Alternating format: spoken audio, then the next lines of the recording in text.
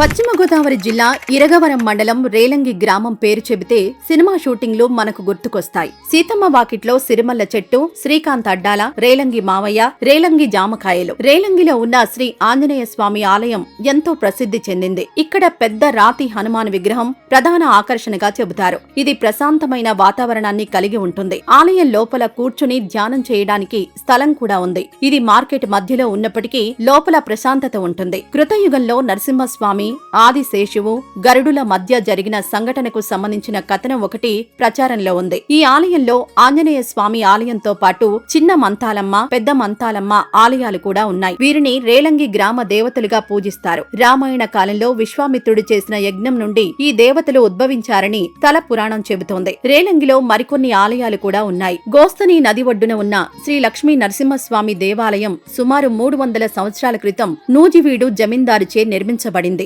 సంకల్ప మాత్రంతో భక్తుల కోరికలు తీరుతాయని నమ్మకం. రాముడు తాటకిని సంహరించిన పాపానికి ప్రాయశ్చిత్తంగా ప్రతిష్ఠించారని తాటకేశ్వర స్వామి గుడి నిర్మించారు. ఇక్కడ ఉన్న మరో ఆలయం వీరేశ్వర స్వామి దేవస్థానం. ఈ ఆలయంలో 850 సంవత్సరాల నాటి శివలింగం ఉంది. రేలంగి ఆంజనేయ స్వామి ఆలయంలో శ్రీరామనవమి, హనుమాన్ జయంతి, ఆంజనేయ స్వామి ఆలయంలో రంగరంగ వైభవంగా నిర్వహిస్తారు. శివరాత్రికి ఇక్కడ విశేషంగా పూజలు నిర్వహిస్తారు. రాష్ట్రం నలుమూలల నుంచి భక్తులు ఇక్కడికి విచ్చేస్తారు. రేలంగి గ్రామం తణుకు, భీమవరం మధ్య దారిలో ఉంటుంది. లోకల్ రైళ్లు కూడా ఇక్కడ ఆగుతాయి. ఒకసారి రేలంగి గ్రామ సమీపాన ఉన్న ఆలయాలను సందర్శిస్తే ఆధ్యాత్మిక అనుభూతి మీ సొంతం అవుతుంది.